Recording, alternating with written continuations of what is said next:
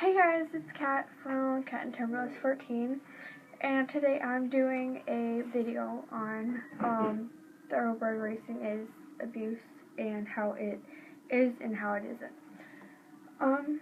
Okay, so how it is on rare occasions thoroughbreds are cooped up in stalls, like tiny stalls, all day, like from the second they're born, all day long, 24/7 until they're like 2.5.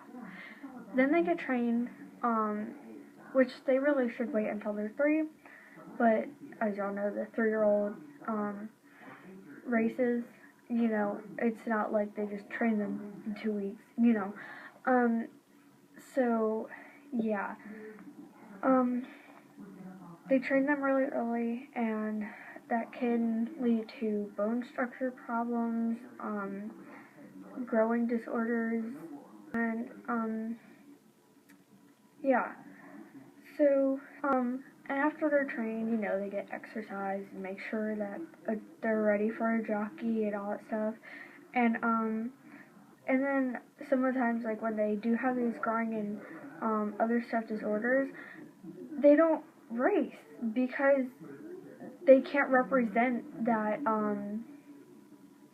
stable that they were bred at. They can't represent that. I mean, you can't have some horse with a growing disorder racing. I mean, like, you could, but it's kind of a waste of money. No offense. But it's less likely for them to win. And then from there, if they're not raced, they're usually sent to a rescue, slaughter, someone in need of a pasture mate if they can't be ridden, or elsewhere to, or like another home. And now how it isn't abuse, the horse is born, and they let them, this is where it's not abuse, is they let them into a pasture with their mom. I mean, they're in this pasture until they're weaned. And, and then the foal is developed, they get trained, they get exercise the proper way, when they're like 3, and, now we'll say that this thoroughbred has a really good bloodline. I mean, like, Mr. Prospector, Cigar, everything that you want in a horse, in a thoroughbred, this horse has. So then the horse is more likely to win. So say if this horse actually wins races, like a lot, now that he's about 7, he's gonna get retired, or rehoming, or he might just live out his days in the stable, like, I forgot that horse's name, but there's this one horse, and he just, like, stays in the stable. I mean, like, he's super cool. Mr. Lava Man, that's his name, and they let him walk around the stables like a human because he's so cool. Like, it's really cool. And I think that's totally fine as long as they're not, like, causing a disruptance and all that stuff. I think that's really cool that they let him do that and aren't just like, no, it's a horse, it needs to be kept in a stall. So yeah. And usually when they're retired from racing, they'll go into a a new career, like jumping, barrel racing, dressage, some even do trail rides. Like, I know Belmont, when they retire some racehorses or they re-rescue them, they turn them into trail horses for the Belmont lakes, and I've been meaning to check that out, so if I go, I'll totally review that. And yeah, and then I went into further into depth of what happens, you know, with this. And this is a horse that doesn't have the best bloodline and everything. Okay, so the horse is bought for like really cheap. Okay, and then it goes to its new home. The new owner has no idea whatsoever and how to take care of a horse, especially a thoroughbred. After some time, the horse goes like really wild, where you can't even like touch it or anything. You dump the food and basically run. Usually they get fed in a pasture if they get to that point.